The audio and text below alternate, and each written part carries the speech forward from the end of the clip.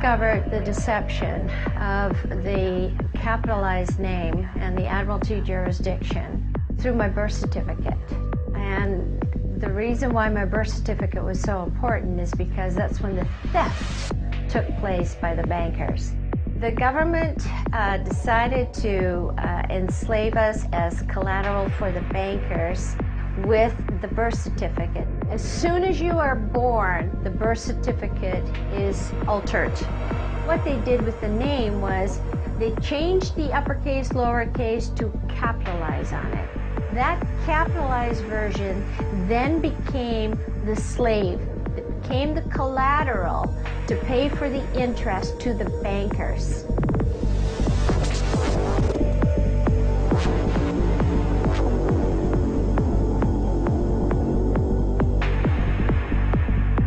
What the government did was made us believe that that capitalized artificial name is in fact us, when it is not us. It is a corporate entity. It's a capitalized version that they need in order to work with. It's total deception. It's deception of the highest degree. The theft of the family name begins at birth and is carried throughout your entire life. You are a tax slave from birth until death.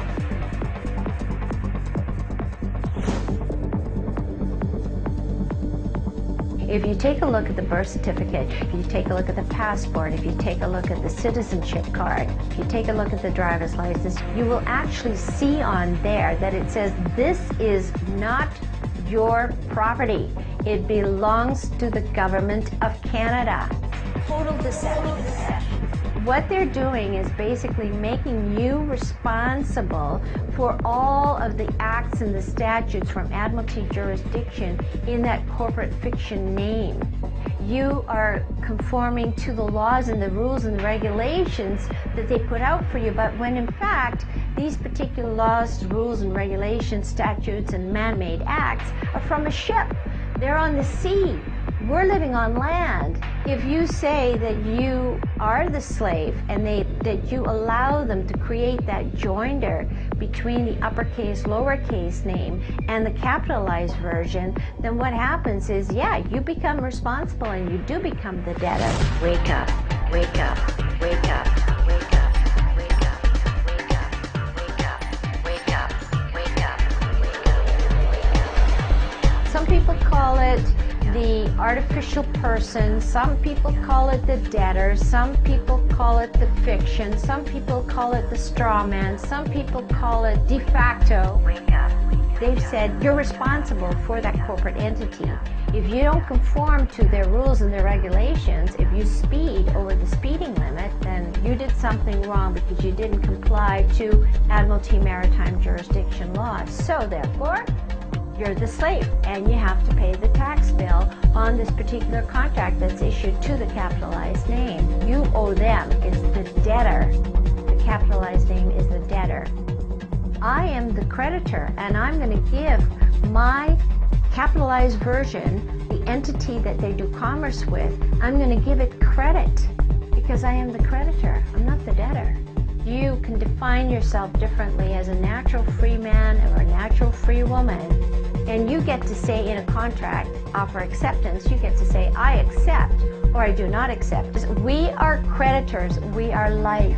We are the spirit and the soul walking on this earth. And it's time that we effect a change in a positive way for the future of our children. We have a right to live in our own homes. We have a right to be free and to talk as we want to talk. We have a right to free travel. It is us that the government needs to listen to, and they need to stop listening to the bankers and the gangsters, and we need to find some peace. We should operate from a higher dimension, and that higher dimension is called love. It's called light. Where are you from, Irene? I'm from the light. Treatise Sanhedrin, an extensive passage describes the right of the Pharisee to kill anyone, just as long as he did so indirectly. As one of dozens of examples, the Talmud tells us that if one bound his neighbor and he died of starvation, he is not liable to execution. In such an indirect manner, the Pharisees also killed Christ. manipulating the Romans to actually wield the spear and sword, the Pharisees claimed, as their descendants do today, that since the Romans were the direct cause of the death of Christ, it is the Romans, not the Jews, who are guilty. Christ also called the Pharisees adulterers, an adulterous generation. The Talmud provides generous loopholes for adultery. It says the penalty for adultery does not include sex with a minor, the wife of a minor, or the wife of a heathen. The Talmud also encourages seduction of unwed adolescent girls called designated bondmaids. But it's important how such rapes are performed. With the designated bondmaid, one is guilty only in the case of natural connection, but not in the case of perverse connection. The Pharisees reasoned that rape in a perverted manner is outside the jurisdiction of the law. Normal rape, however, was punishable. In Babylon, sexual perversion of every kind had been a way of life for millenniums. The Pharisees were deeply influenced by such practices. In 3 of the major treatises of the Talmud are found extensive passages which give legal endorsement to seduce and marry 3-year-old baby girls. In fact, many of the greatest rabbis of the Talmud, including Simeon ben Yochai, upheld this privilege. Today in Israel, thousands of Jews go to Meron every year to venerate the memory of Simeon ben Yochai, one of the most respected rabbis in the history of Judaism. In one of dozens of endorsements of child sex, Simeon ben Yochai said, "A proselyte under the age of 3 years and a day is permitted to marry a priest." Agreeing with ben Yochai, the great Rabbah said, "When a grown-up man has intercourse with a little girl, it is nothing, or when the girl is less than this, 3 years and a day, it is as if one put the finger into the eye." The footnote to this passage says, "As tears come to the eye again and again, so does virginity come back to the little girl under 3 years." The same section confirms that sexual activity with small boys is in the same category. The intercourse of a small boy is not regarded as a sexual act. In addition to adulterers, Christ, in the story of the Good Samaritan, portrayed the Pharisees as racial bigots, too self-righteous to respond to the suffering of one who was not a Jew. It is true, because of the wickedness of the Canaanites, which included sodomy and infant sacrifice, Israel had been commanded by God to be harsh in her treatment of the inhabitants of the land. God made it clear that the Canaanites were not simply to be avoided, but destroyed. By the time of the New Testament, this method of preserving God's kingdom by separation and the sword had become obsolete. God no longer made a racial difference between men. But the Pharisees were unfazed by God's new agenda. The Talmud was finally written down nearly 5 centuries after Christ, yet its critical, even homicidal attitudes toward Gentiles might have been lifted out of the book of Joshua. However, the quickest way to grasp the Talmudic view of Gentiles is not directly from the Talmud, but from the Jewish encyclopedias. If we quote an isolated opinion from the Talmud, a rabbi may quickly object, saying, "But that is not the overall opinion of the Talmud. That is not the definitive view." What the Jewish Encyclopedia provides us is a definitive overview of perhaps hundreds of rabbinic statements on any subject, giving us accurate summaries of what the Talmud generally teaches. In its article on Gentiles, the Jewish Encyclopedia begins to define what makes a Jew so different from a Gentile. According to the rabbis, only Israelites are men. Gentiles they class not as men, but as barbarians. Since Gentiles are not men in the fullest sense, so the Gentile is not a neighbor of a Jew. Further, since Gentile laws were too crude to admit of reciprocity, meaning too crude to be taken seriously, the Gentile was forever beneath the Jew. Gentiles were outlawed by God from the beginning, and thus had no property rights.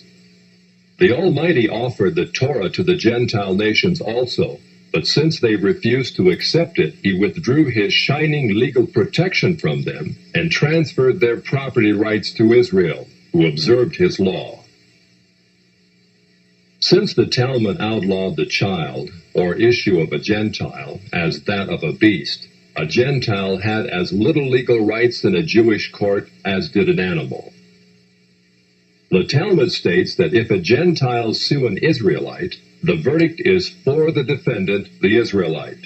Conversely, if the Israelite is the plaintiff, he obtains full damages. Because the Talmud conspires against Gentiles, if a Jew was ever caught telling a Gentile what the Talmud really says, such a person deserves death. So vile was the nature of a Gentile that the great Simeon ben Yohai said, "The best among the Gentiles deserves to be killed. The best of snakes ought to have its head crushed." Jews, however, are exalted beings in the Talmud, worthy of praise. Christ described the Pharisee who blessed himself, saying, "I thank thee, Lord, that I am not as other men." An eminent Talmudic rabbi says the same. "Blessed be thou, who hast not made me a Goy, or Gentile." There is a special antagonism between the Talmud and Jesus. The Talmud attacks him everywhere it can, even his mother. Mary, the Talmud says, was a whore who mated with carpenters. She who was the descendant of princes and governors played the harlot with carpenters. It naturally followed that the scribes declared Christ to be a bastard. In its article on Jesus, the Jewish Encyclopedia says that Jewish writings defame Christ. It is the tendency of all these sources to belittle the person of Jesus by ascribing to him illegitimate birth, magic, and a shameful death. Jesus, according to this article, was considered one of the three worst enemies of Judaism who came to an ignoble end.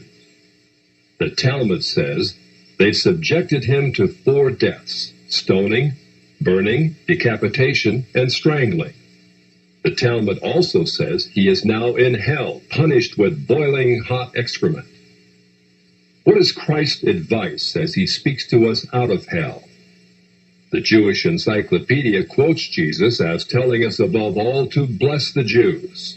He says, "Further their well-being, do nothing to their detriment. Whoever touches them touches even the apple of his eye." Christians, as followers of the false prophet Jesus, also deserve death. The Jewish Encyclopedia again recaps the Talmud's position. A Gentile observing the Sabbath deserves death. It says the Talmud's hatred was probably directed against the Christian Jews. These Judeo-Christians, evasively called min, minute, or minim, were considered by the rabbis to be the most dangerous form of heretics of ancient times. The New Testament Gospels were writings which the rabbis considered more dangerous to the unity of Judaism than those of the pagans.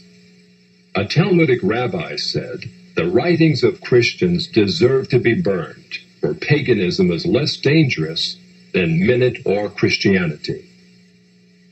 The Jewish Encyclopedia, in its article on men, continues to illustrate the Talmudic hatred of Christianity. Again, we must remember, minim usually indicates the Judeo-Christians. It was forbidden to partake of meat, bread, or wine with the Christian. Scrolls of the law, Tefillin, and Mezuzot written by a Christian were burned. An animal slaughtered by a Christian was forbidden food. The relatives of the Christian were not permitted to observe the laws of mourning after his death, but were required to assume festive garments and rejoice.